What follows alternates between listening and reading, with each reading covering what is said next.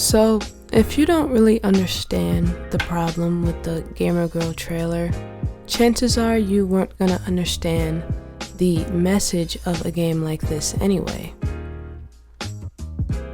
Truthfully, in full transparency, when I first saw this trailer, my initial reaction was I want to play that game.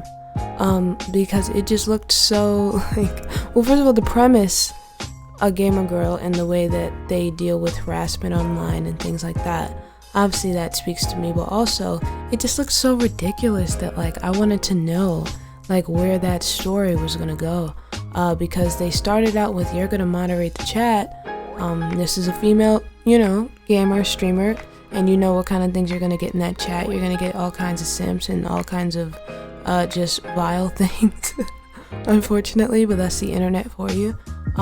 Then it took a very weird turn, and you started texting her. I guess you're a friend of her, and then you were at a party, and then she went to check on somebody, and she ended up getting snatched, and then it just cut the scene.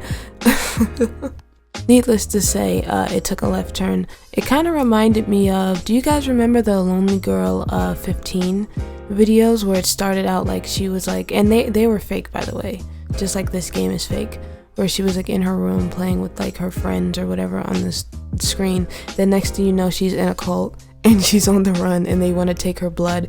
That's what it reminded me of.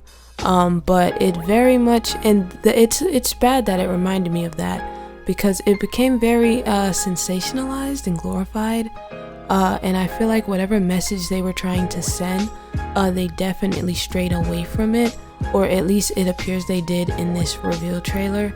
I did read the statement that they put out on their Twitter, Wales Interactive.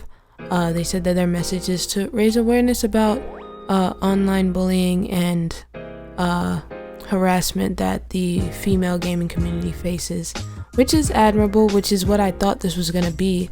When I originally saw the beginning of the trailer and I read the premise, I was like, oh, that's a good idea for a game. And I saw someone on Twitter say there's a problem with empathy games because they kind of make the non-marginalized people a spectator, and it becomes kind of entertainment to them, which is a real thing. And I was hoping that this wouldn't become that, but it definitely did. So if you don't really understand what the issue is that they take something that's a very real issue and then they blow it up and they sensationalize it to do a cash grab, essentially, instead of keeping the integrity of the issue and staying the course of, our goal is to send this message and teach the gaming community that this type of behavior is not okay. Instead, they didn't stay on that course. They strayed to, oh, we're gonna make this a mystery and sensationalize it and make it as ridiculous as possible to allure as many viewers, and we're just gonna use the cause of online harassment as a front to attract more viewers. And it became, it definitely became a lot less than what it should be.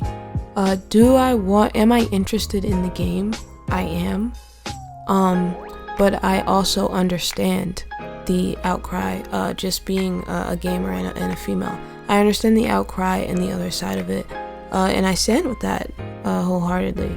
So it's going to be interesting to see how they deal with this kind of backlash. They already removed the trailer video, but it's been re-uploaded and everyone's seen it and reacted to it. So whether the game actually ends up coming out, which I think it will, is interesting, and how people will react to the game when it does come out remains to be seen. Thanks for watching.